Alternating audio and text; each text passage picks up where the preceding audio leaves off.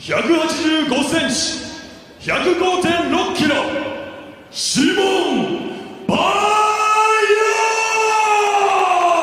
オール。赤コーナー、187センチ、102.2 キロ、バレンティン・モルダフスキー。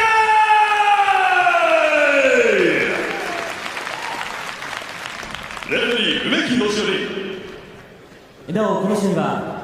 All right, let's take a look here at the Rizin tournament rules. 3 5-minute rounds, unless, remember, rounds 1 and 2 are guaranteed.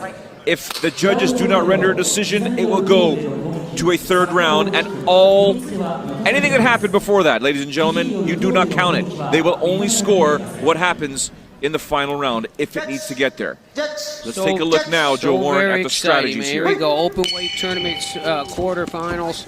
This is why we're sitting here today. Very excited. These are going to be some fireworks.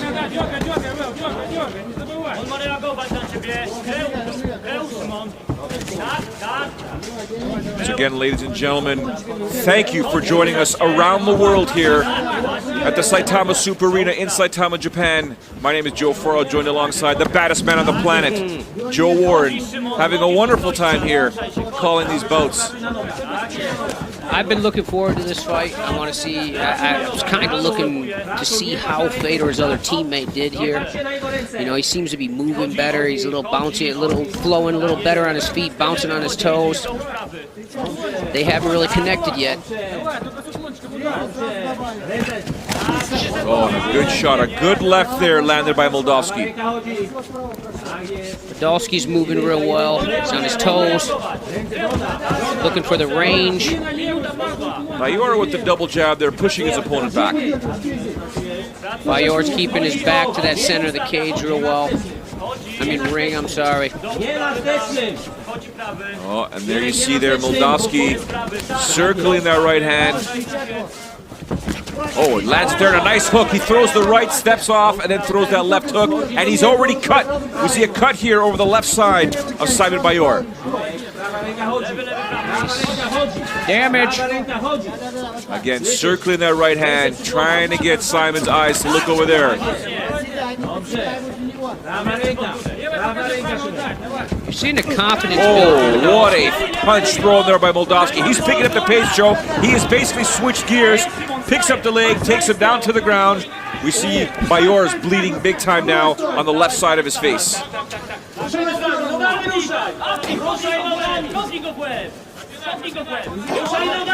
2 minutes gone in the first round here.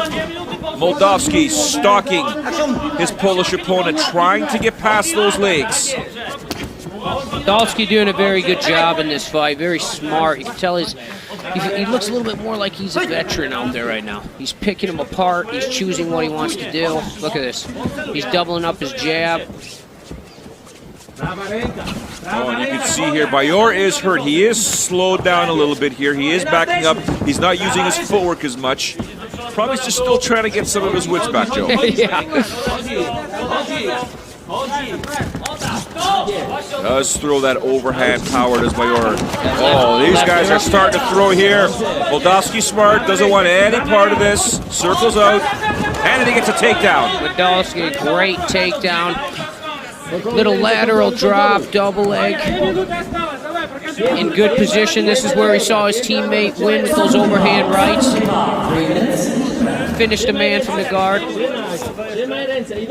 minutes to go in the opening round here of the Sai Games presents Rizin Fighting World Grand Prix 2016. The openweight tournament quarterfinals are underway. Valentin Moldavsky representing Russia and Team Fedor on top of Simon Bayor from Poland right now, setting up position, looking to get some ground and pound just like his opponent, or just like his teammate earlier on this evening. Bayor is trying to control those wrists, trying to get his hips out so he can go to a submission. But Moldavsky's hips are so strong. He's in there. He's pushing him now out of that ring, underneath the ring. It looked like the overhand right's coming.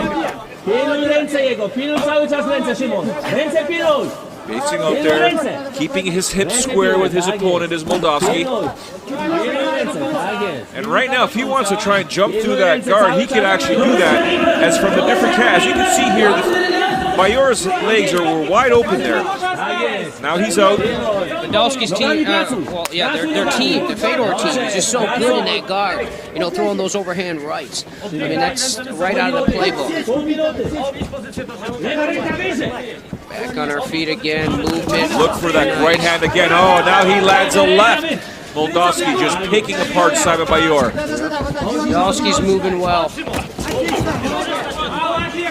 The one good thing I like about Moldavsky, Joe, is that when he throws a right, you know there's a left hook coming. Yeah, Podolski's finding a home for that right hand on his chin.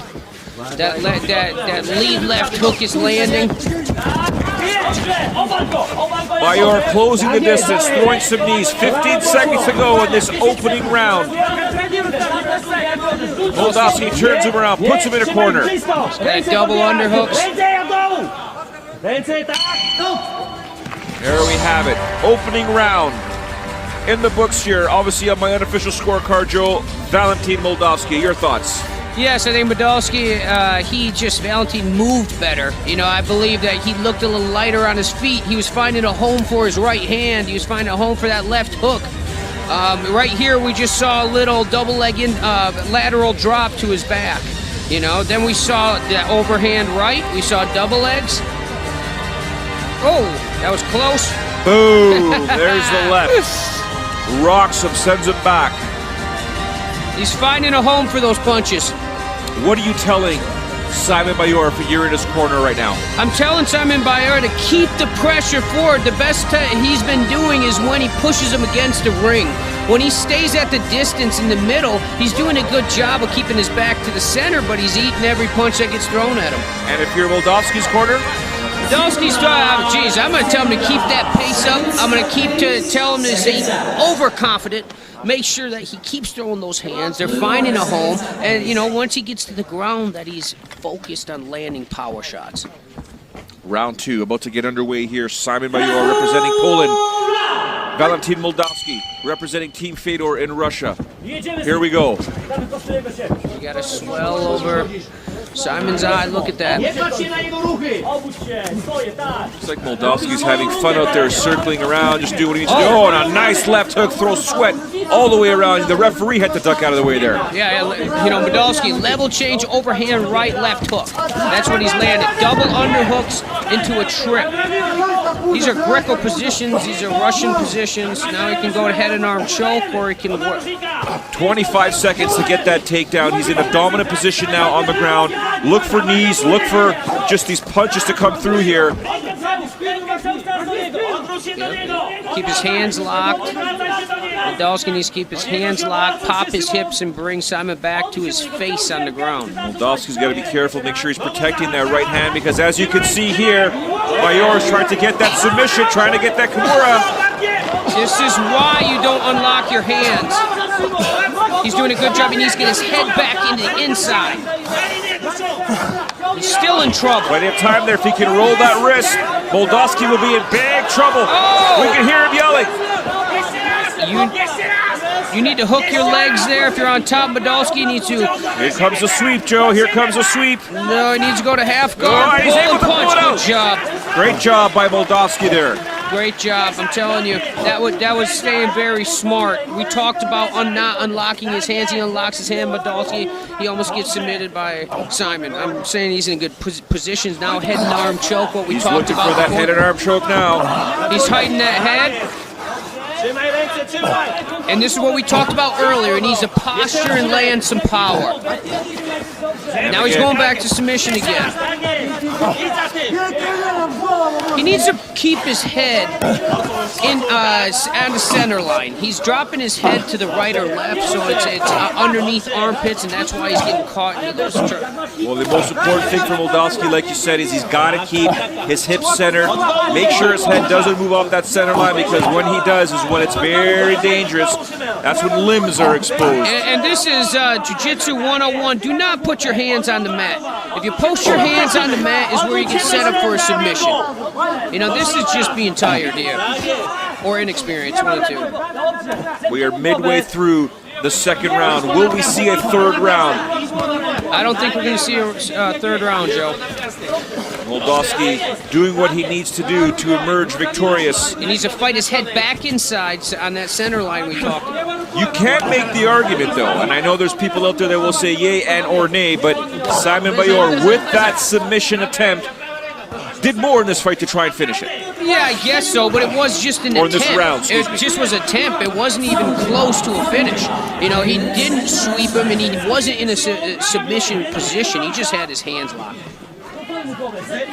As we see here, Well, and then we're talking strategy again here, Yes. Joe. We're talking, you know, the Russian's sitting here. He's saying, I'm winning from this position. I stay in this position with good hip pressure. I win this fight. There will be no third round and move me into this, you know, out of the quarterfinals into the semifinals.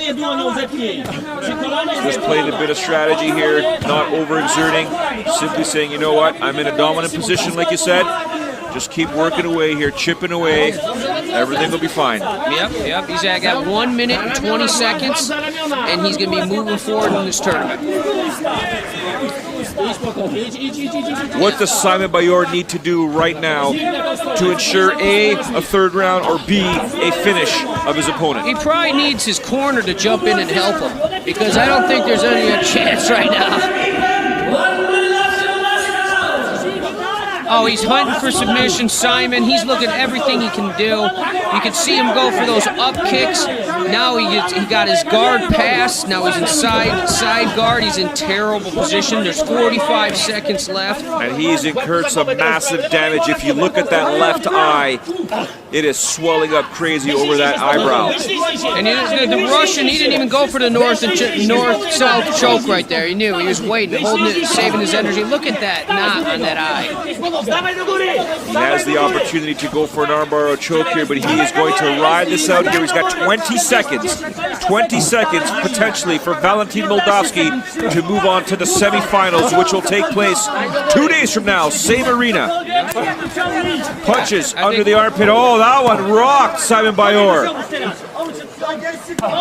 Moldavsky did a great job in the second round here. Controlled position, won this fight with control. Didn't get hurt, didn't waste energy. Looks a little tired though. There is some massive that. swelling here. Let's take a look at some of the action from the fight here. There you have the right punch and the takedown landed by Valentin Moldavsky. Double unders, bring him to his back, control position, side mount. Right here we talked about him bringing his head back into that center. He was in danger here. Him going to that side, you know, the half is what saved him. Defending the Kimura attempt from the bottom by Simon Bayor. Moldavsky does emerge victorious. If he was able to perhaps turn that wrist over, would have been a different story, but a great job by Moldavsky to defend it, and then he got on top towards the end of the round, and he landed some monstrous punches there, some ground and pound. You want to talk about scoring some damage? Take a look at Simon Bayor's eye. Yeah, did a great job on top, controlling position and landing punches. Let's hear what the judges have to say. Will somebody be moving on right now, or will we see a third round? I doubt it, but the judges will determine right now if Valentin Moldavsky or Simon Bayor moves on to the semifinals. 判定の結果をお伝えします。ジャッジ高本、モルダフスキー。ジャッジ小池、モルダフスキー。ジャッジ梅田、モルダフスキー。よって勝者、バレンティン・モルダフスキー。 An excellent job there by Valentin Moldavsky. This guy continues to prove why he is undefeated and why he is going to be a threat for anybody in this tournament. He moves on to the semifinals, which will take place within 2 days here at the Saitama Super Arena. This guy is a force to be reckoned with, and let's be honest, do we really believe he gave a total of 100% in that fight there? I think he was very strategic and still did all kinds of damage to Simon Bayor.